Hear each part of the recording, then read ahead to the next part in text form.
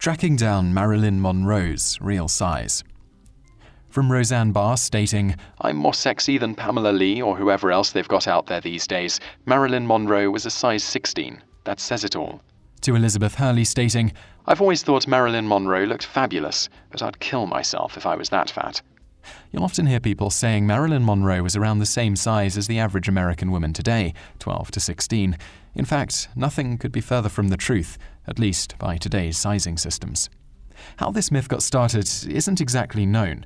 One possible contributing factor to this myth was Marilyn Monroe's rare, extreme hourglass shape. More directly, it probably partly stems from the fact that women's sizes today are not at all equivalent to women's sizes in the 1950s.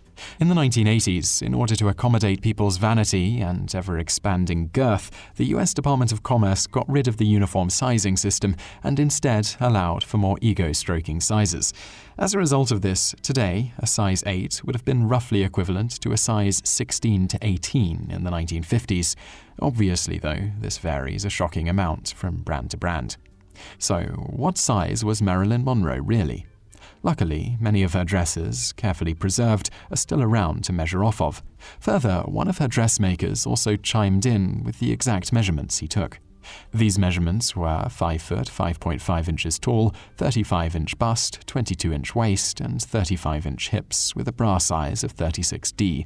Her weight fluctuated a bit through her career, usually rising in times of depression and falling back to a normal thereafter, but her dressmaker listed her as 118 pounds, and the Hollywood studios tended to list her between 115 and 120 pounds. As to what size Marilyn Monroe would be in women's sizes today, that's not an easy thing to answer due to the differing sizes from brand to brand, country to country, and the fact that her extreme hourglass shape would have made it difficult for her to find the perfect size while clothes shopping. Luckily for her, she could afford to have her clothing custom made, which she usually did. As a direct example of her size, the white dress she wore in The 7-Year Itch was recently auctioned off and was put on a mannequin that was a size 2, but they were still unable to zip up the dress as the mannequin was too big. Many of her other dresses that exist from throughout her career match up to about the same, give or take an inch or two.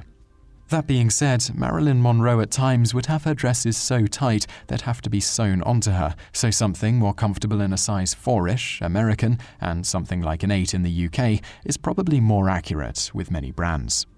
If you're curious as to how that compares to modern contemporary fashion models, according to Blue Fire Model Registry, models are generally in the vicinity of a 34-inch bust, 24-inch waist, and 34-inch hips, which is very close to Monroe's measurements of 35, 22, 35. They also list the average model today at 5 foot 8 inches to Monroe's 5 foot 5.5 inches. Elizabeth Hurley, who in the above quote called Marilyn Monroe fat, actually has around the same dimensions, 34, 24, 34, though is about 5 inches taller than Monroe was. So while it's often rightly lamented that female models and actresses today set a standard that few can realistically live up to, the same was true in the Marilyn Monroe era, minus Photoshop, even though she's often used today as an example of how things were different back in the day. Probably the perception of the difference between then and now lies more in the fact that the average American is a lot bigger today.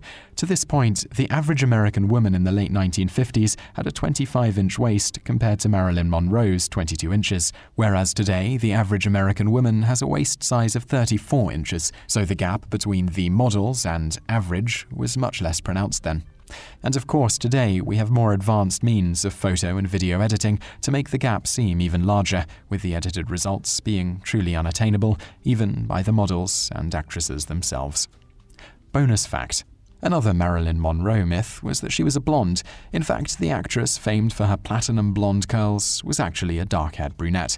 She first dyed her hair blonde after being told that models with lighter-colored hair were preferable, so bleached it to golden blonde, and later adjusted this a total of 9 times until she settled on platinum blonde. So I really hope you liked that video, and if you did like it, click like below and leave us a comment to let us know what you think. And also check out a couple of our other videos, which are linked to on the screen now, and don't forget to subscribe for brand new videos every day. Thanks for watching.